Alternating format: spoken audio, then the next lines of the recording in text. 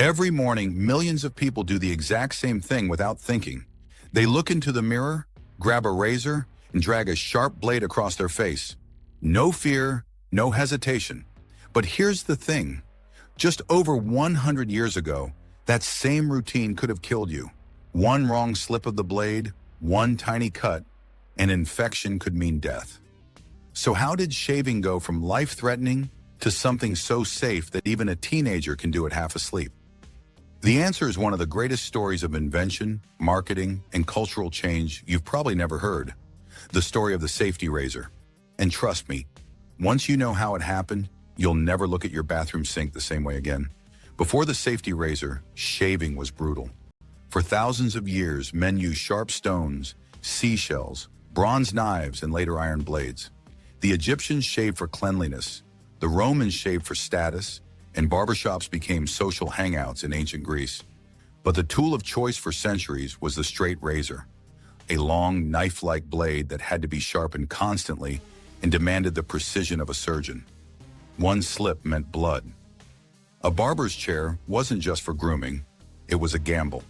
And let's be real, when people call them cutthroat razors, they're not joking. Now imagine living in the 1800s.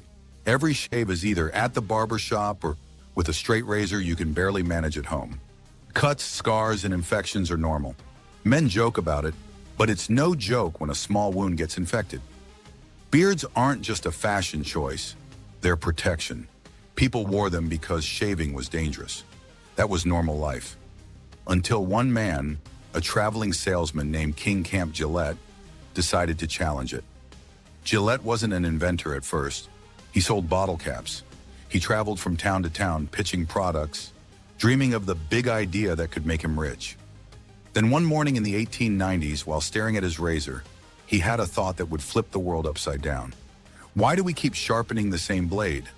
What if the blade was thin, sharp, cheap, and disposable? You'd use it once, toss it away, and pop in a fresh one. No sharpening, no barbers, no risk, just safety and convenience. It was so simple, so obvious, yet so revolutionary. But here's the catch. At the time, making a blade that thin and sharp was nearly impossible. Steel was too tough to manufacture at that level. Gillette had the vision, but not the technology. He spent years chasing his crazy idea. People laughed at him. Investors turned him down. Friends told him it was a fantasy. But Gillette refused to give up. Finally, an engineer named William Nickerson cracked the code. He figured out how to mass-produce the blades with precision machines. The impossible was suddenly possible. In 1901, the Gillette Safety Razor Company was born. In 1903, the first razors went on sale. The numbers? Pretty terrible. Just 51 razors sold. But Gillette wasn't just an inventor. He was a marketing genius. He understood human psychology. He knew people would buy the cheap handle once, and then buy blades over and over forever. The razor was the bait. The blades were the gold mine. This became known as the razor and blades business model, and it's still used today in everything from printers and ink to coffee machines and pods. Gillette didn't just invent a razor. He invented a business strategy that reshaped global commerce. By 1904, sales exploded. 90,000 razors and 12 million blades. Gillette's face and signature appeared on every package. He wasn't just selling a tool, he was selling trust. Men weren't just buying a razor. They were buying into an image of modernity, hygiene, and masculinity. And then came the moment that guaranteed success, World War I. The US government issued Gillette razors to millions of soldiers. Imagine being a young man, clean-shaven every day in the trenches. You come home after the war, and of course, you keep the habit.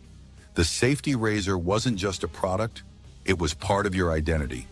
That's when everything changed. The beard, once a sign of ruggedness, started to fade. The clean-shaven look became the standard of professionalism, of confidence, of the modern man. Hollywood stars appeared smooth-faced. Advertisements told men that being shaven made them more attractive, more employable, more successful.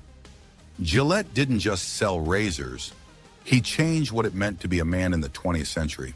And his company? It grew into a global empire. But here's where it gets even crazier. Once Gillette's patents expired, competitors jumped in. The race for the best shave was on.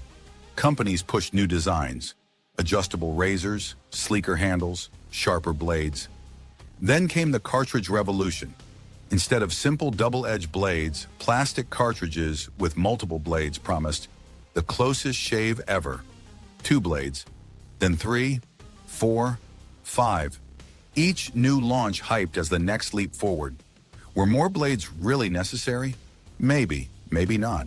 But the marketing worked. Billions of razors were sold. The industry was unstoppable. And yet, something surprising happened.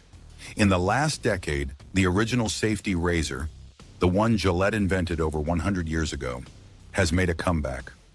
Why?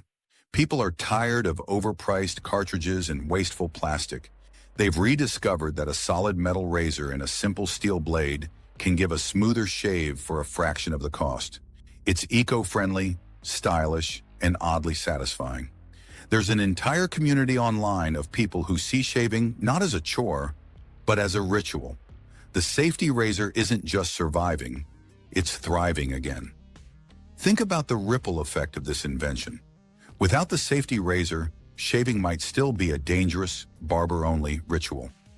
Without Gillette's model, companies like Nespresso, HP, or Dollar Shave Club wouldn't exist. And without the cultural shift it sparked, the clean-shaven face might not be the default look we still see today. All of that from one man who wanted to stop sharpening blades. Now here's the part I love most. King Camp Gillette believed his invention could change the world. And it did. But he also dreamed of something bigger. Later in life, he wrote about a utopian society where people lived in massive cooperative cities, powered by renewable energy, with everything shared equally. Wild, right? The man who made razors disposable wanted to make society itself sustainable. History didn't remember him for that dream, but every time you pick up a razor, you're holding the piece of his legacy that actually worked. So the next time you shave, pause for a second. That tiny blade in your hand carries a history of danger, invention, war, marketing, and culture. It's not just shaving, it's survival, progress, and identity, all rolled into one small tool. And now I've got a question for you. Do you think the clean-shaven look was a good thing, or do you believe we lost something when the beard disappeared as the default? Drop your thoughts in the comments. I want to hear your take. And of course, if you want to keep uncovering the hidden history of everyday inventions, subscribe to Behind the Invention. Because every simple object in your house has a story more shocking, more dramatic, and more world-changing than you can possibly imagine. And next week, we're revealing another one.